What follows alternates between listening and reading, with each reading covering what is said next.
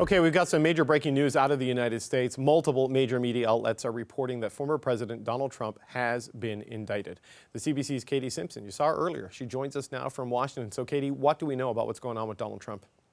For the first time in U.S. history, a former president is being indicted on criminal charges. This afternoon, according to the New York Times, CNN, NBC, and CBS, most of the major news outlets in America, they are all reporting, according to sources, that this afternoon members of the grand jury voted to indict former U.S. President Donald Trump in relation to his involvement in the payment of hush money to a porn star, Stormy Daniels. This all centers around a $130,000 payment. It's not the payment itself that the charges are centered around. It's actually the bookkeeping around it. The sort of allegation is that after a fixer for Donald Trump, a man named Michael Cohen, made the payments to Stormy Daniels to keep details of an alleged affair under wraps in the dying days of the 2016 election campaign. After that payment was done by Michael Cohen, he was reimbursed through the Trump Organization, and it was written off as legal expenses. And that accounting, that the way it was sort of accounted for, that is what sort of the fixation is there. Now, in order for this to be a felony, I'm getting into a lot of details right now, but we're going to be talking about this a lot in the days to come. In order for this to be a felony charge, it needs to be sort of a two-part thing here. It can't just be one thing here. It has to be in relation to commit another crime. And the thought is it might be some sort of charge related to the federal election. It's widely thought to be an untested theory. However, we have not seen the charges yet. This is all under seal. The big headline to take away in this moment right now is that members of a grand jury in New York in a Manhattan court have voted to indict former President Donald Trump. This is going to have massive political ramifications for the 2024 U.S. election. Donald Trump is the front runner right now to win the Republican nomination.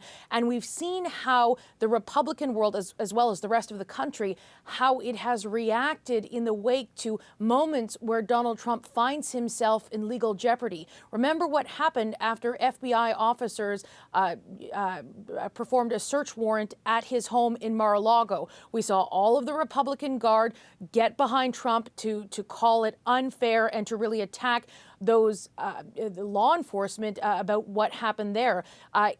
When Donald Trump a couple of weeks ago tweeted, or not tweeted, but posted on his social media platform, Truth Social, that he thought he was going to be arrested last week, we saw the same sort of thing happen. Now that we have word that this is going to happen, look to see what happens next in terms of political reaction. If we see the Republican powerful members of Congress, as well as powerful voices in the conservative movement, if they get behind Trump, line up and support him in this case.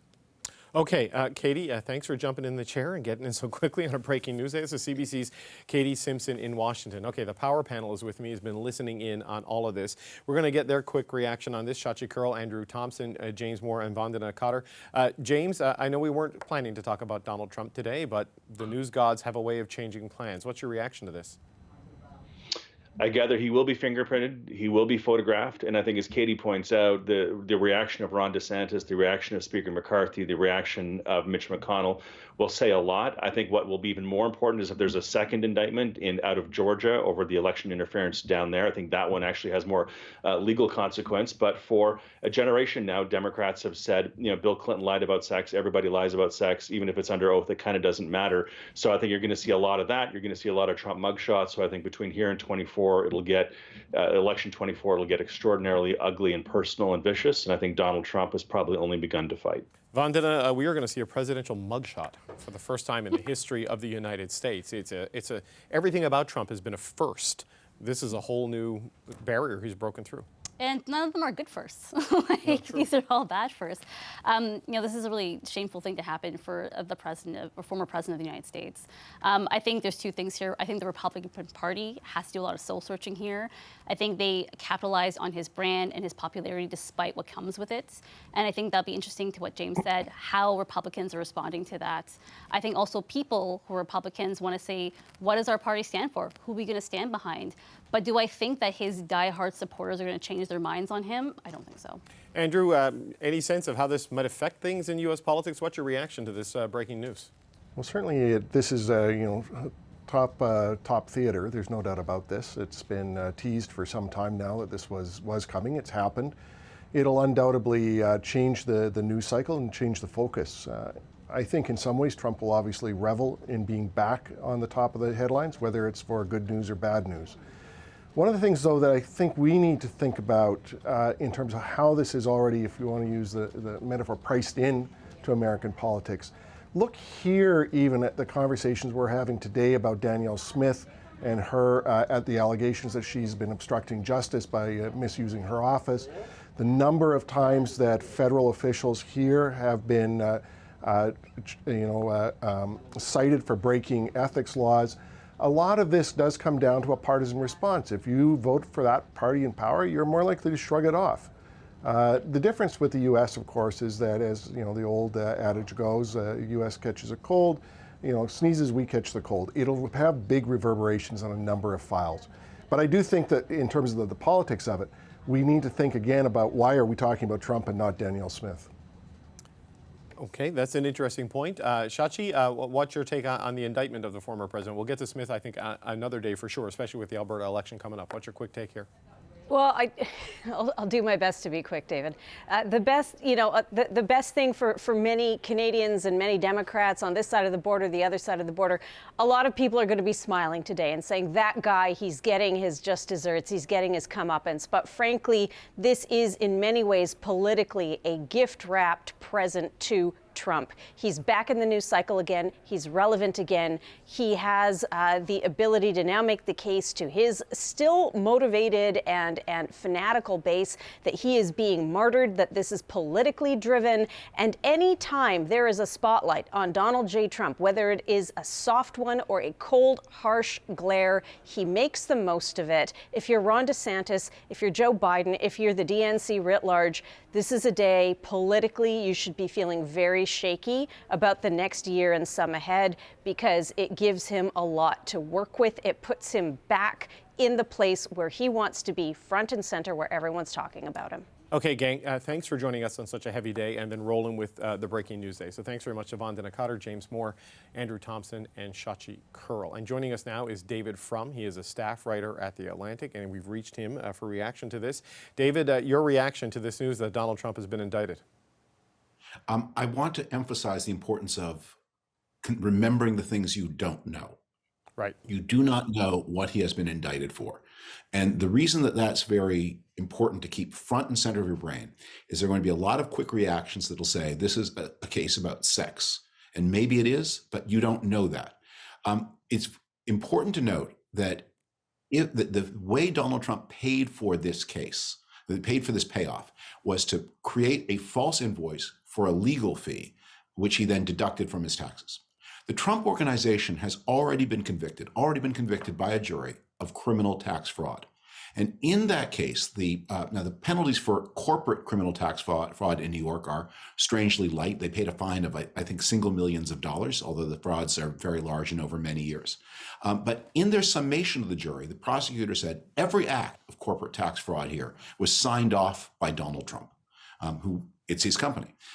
So we may be heading toward a very big tax fraud case where deducting a payoff from your federal and state income taxes, that's a form of tax fraud, but there have been many others. The New York Times in 2018 did a story that although the statute of limitations had passed and so these could no longer be charged, these were libelous charges if false, and Trump never sued, so we have to accept them as true, that the Trump family had over many years done hundreds of millions of dollars of tax fraud through false invoices. That's the family trick, the false invoice. How did he pay off this woman with whom he had a sexual relationship? Through a false invoice.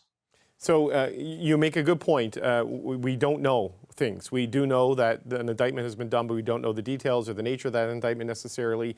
Right now, Eric Trump has called this indictment a third world prosecutorial misconduct. That is the former president's son. Trump himself has called the indictment political persecution and election interference. That is coming from a New York Times reporter. We've never seen anything like this, David. I mean, for everything Nixon went through, there was never a charge because of the decision to pardon and different things. I mean, just speak to the unprecedented nature of all of this and that reaction we've heard from the Trump family. Well, there have been French presidents who have faced indictments. There have been Israeli prime ministers who have faced indictments. In fact, holding your leaders to standards of justice is a mark of the first world, not the third world. The place where leaders get away with it, where there is no accountability, is precisely the third world. As so often with the Trump family, the thing they say is the opposite of the truth. President Trump faces many other forms of legal jeopardy. He tried to overthrow an election by violence. That's pretty third world. And he will face legal consequences from that. So I think one should see this as, look, these cases operate independently. Prosecutors properly do not coordinate. There's no prosecutor committee where they say, you go first, I'll go second. Each is working independently and in secrecy. But there are going to be quite possibly other legal challenges to the former president arising from other horrific acts that he did. The thing that we are never going to be able to get past is this is the first president to have, by violence, tried to overthrow an election, the president who has ended the tradition of the peaceful transfer of power in the United States. So how do you think that plays into this now, right? Because he's been invoking these threats of violence leading up to this indictment. Are you concerned about violence breaking out? ABC News did a summary last year of all of the cases, not of threats of violence, but of individuals who committed acts of violence, who then either at the time they committed the act of violence or in their defense in front of a trial attributed their violence to Donald Trump. 54 people. That's an astonishing record. 54 acts of violence, 54 individuals charged with acts of violence who said, I did it because of Donald Trump, because I thought Donald Trump wanted me to. So violence has always been present. And because Donald Trump has now taken this enormous lead in the Republican race, he's now, according to the latest Fox News poll, 30 points ahead of his most likely rival, Ron DeSantis. How you feel about political violence is going to be a ballot question in 2024. Is it acceptable? If you back Donald Trump, that's a vote for yes, violence in politics is acceptable. And those who say, no, it's not, are going to be having no choice but to oppose Donald Trump. There is that hardcore that is going to support Donald Trump no matter what we learn, no matter what happens, and no matter what he does. And then there's the other part of the Republicans, however large that is. How do you think the Republican Party writ large will react to this? They will split. And I think the split will be sufficient to do what needs to be done. You know, it's not going to be true that you're going to convince everyone to oppose violence. Look, the United States fought a terrible civil war in 1861 because a third of the country wouldn't accept the election of President Lincoln and instead chose to respond by violence. So it's not unprecedented. But where we're going to be is, as happened in 2018 when Donald Trump, when the Republicans lost the House of Representatives, with their losses concentrated in some of the most Republican areas of the country, including, for example, the district held by George H.W. Bush when he was a member of Congress. As we saw in 2020, when Donald Trump lost the presidency thanks to a huge swing, with the swing concentrated most intensely among the most Republican group in the electorate, men. When we saw in 2021, he lost the Senate, the Republicans lost the Senate because they lost Senate seats in the very conservative state of Georgia. That many Republicans will remain loyal to Donald Trump, but I believe just enough will cross over in horror at what he has done that it will make a resounding impact on his political chances. Right. So, I mean, I can't conceive of someone under indictment winning the nomination. There's so many things we've seen with Trump that you simply can't conceive. So, I mean, what do you think his chances are? There was a case of a governor of Massachusetts winning re-election actually from prison. So it's not theoretically impossible. But I generally think it's not a good thing for a candidate to be indicted, much less prosecuted, much less convicted. Remember, an indictment is not a conviction. Nope. He's still innocent until proven guilty. But it's a pretty shameful look, firsts are great. First African-American president, first Catholic president. Someday there'll be the first woman president. First indicted president, not so great. Yeah, we're going to see the first mugshot and first fingerprinting of a former commander-in-chief. It's an astonishing time. David Frum, thanks for getting on so quickly and reacting to this breaking news with us. We really appreciate it. Thanks so much. Thank you. Bye-bye.